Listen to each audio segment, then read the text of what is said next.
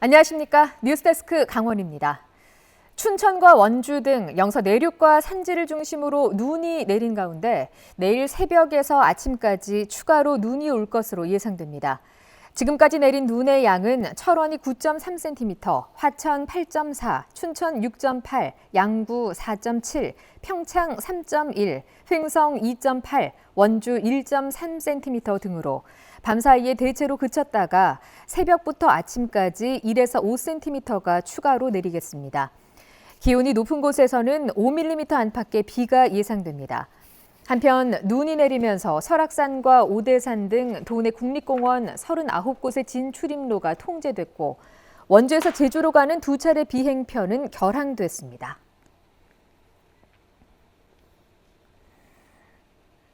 겨울이 되면서 얼음 낚시를 하려는 낚시꾼들이 저수지에 몰리고 있습니다.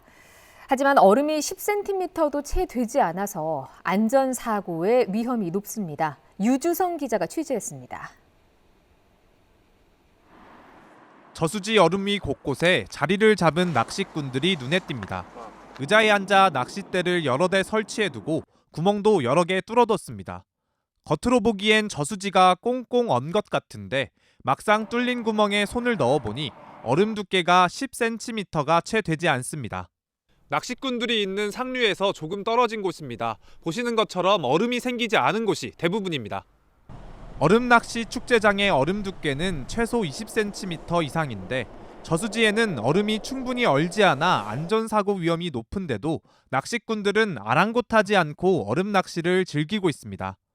서울이 1시간밖에 안 되니까 인터넷에서 보니까 여기 잘 나온다 하더라고. 그나마 좀 안전한 위치니까 빠져도 여기 한 1m 정도밖에 안 되니까. 오후 들어 급속도로 녹는 얼음의 위험을 느끼고 일찍 자리를 뜨는 경우도 있었습니다. 오늘은 진짜 안 온 거예요. 오늘 얼음이 약하니까 안 오잖아.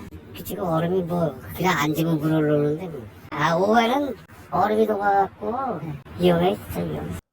원주에 있는 다른 저수지도 상황은 마찬가지입니다. 위험성을 알리는 현수막이 걸려 있지만 버젓이 낚시를 하고 있습니다. 저수지를 관리하는 농어촌공사가 주기적으로 계도에 나서곤 있지만 과태료 등 이렇다 할 제지수단이 없다 보니 위험천만한 얼음 낚시는 끊이지 않고 있습니다. 하지만 얼음 위에서 낚시를 하다 사고가 나면 구조가 어려워 큰 인명사고로 번질 가능성이 높습니다. 물에 빠졌을 경우에는 얼음이 있기 때문에 밖으로 나오기가 힘듭니다. 그리고 119 구조대가 오기 전에는 그 주변 사람들이 구하기가 어렵기 때문에 소방당국은 자칫 큰 인명사고로 이어질 수 있는 만큼 축제장이나 행사장처럼 안전요원이 배치되고 안전대책이 마련된 곳에서 얼음 낚시를 즐길 것을 당부했습니다. MBC 뉴스 유주성입니다. 매년 겨울이 되면 매서운 칼바람이 반가운 곳들이 있습니다. 황태 생산지로 유명한 인제에서는 황태 말리기 작업이 한창인데요.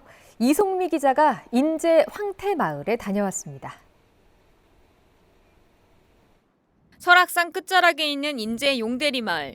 통나무 덕장에 명태가 빼곡하게 걸려 있습니다. 설악산의 칼바람이 명태 사이사이를 훑고 지나갑니다. 추위가 빨리 찾아온 올해 명태를 내거는 덕거리 작업이 열흘 정도 일찍 끝나 건조 작업도 앞당겨졌습니다.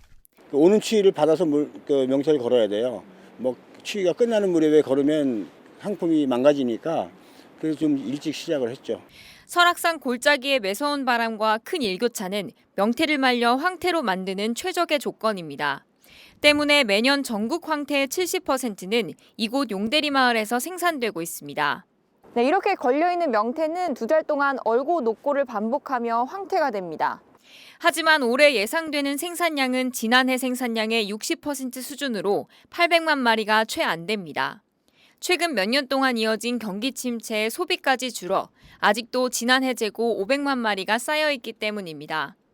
또 국내에서는 명태가 잡히지 않아 러시아와 미국 알래스카에서 수입하고 있는데 환율이 오르며 농가들의 수입 비용 부담도 더 커졌습니다.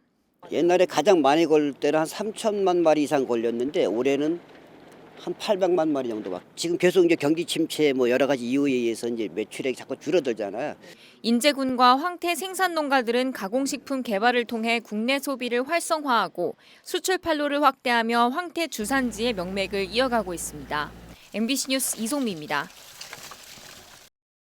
오늘 오후 1시 36분쯤 철원군 동송읍 이평교차로 인근에서 횡단보도를 건너던 81세 보행자가 60대 남성이 몰던 마을버스에 치여서 숨졌습니다. 경찰은 버스 운전자가 보행자를 보지 못해 사고가 난 것으로 보고 정확한 경위를 조사하고 있습니다. 오후 3시 2분쯤에는 춘천시 우두동 단독주택에서 담배꽁초 처리 부주의로 추정되는 불이 나 21분 만에 진화됐지만 18제곱미터 크기의 주택이 모두 불에 타 소방서 추선 700만 원의 재산 피해가 났습니다. 이에 앞서 어제 오후 4시 57분쯤에는 삼척시 원더급의 한 주택에서 난 불이 인근 야산으로 번져 산림 약 0.3헥타르를 태우고 3시간 만에 큰 불길이 잡혔습니다.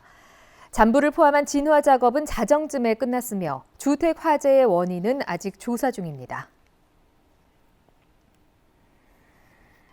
윤석열 정권 퇴진을 외치는 시민 집회가 오늘도 원주와 강릉 등에서 열렸습니다. 원주 의료원 사거리에서 모인 50여 명의 시민들은 지난 3일에 있었던 고위공직자 수사처의 체포영장 집행이 실패로 돌아간 것을 비판하면서 신속한 체포와 구속을 촉구했습니다. 또 국민의힘이 여전히 내란을 옹호하고 있다며 정당 해산이 이루어져야 한다고 주장했습니다. 강릉 월화거리에서 열린 집회에도 시민 100여 명이 참석해 손팻말을 들고 윤석열 구속을 구호로 내세우며 정권 퇴진 운동을 이어갔습니다. 원주와 강릉은 매주 일요일에 춘천, 철원, 홍천 등에서도 매주 집회가 진행되고 있습니다. 동계 스포츠를 접하기 어려운 국가 등의 청소년을 초청해서 훈련의 기회를 제공하는 드림 프로그램이 내일 평창에서 시작됩니다. 멕시코와 네팔 등 28개 나라에서 120여 명의 청소년들이 참가하는 이번 프로그램은 평창과 강릉 등에서 종목별 훈련을 진행하고 K-팝 커버 댄스, 태권무, 난타 등 한국 문화 체험 프로그램도 함께 운영합니다. 지난 2004년부터 시작된 드림 프로그램을 통해 20명이 동계올림픽과 패럴림픽에 출전하는 등 모두 166명이 국제대회에 나섰으며 올해도 알파인 스키와 크로스컨트리 선수 각 4명이 대회에 출전합니다. 뉴스데스크 강원을 마칩니다. 시청해주신 여러분 고맙습니다.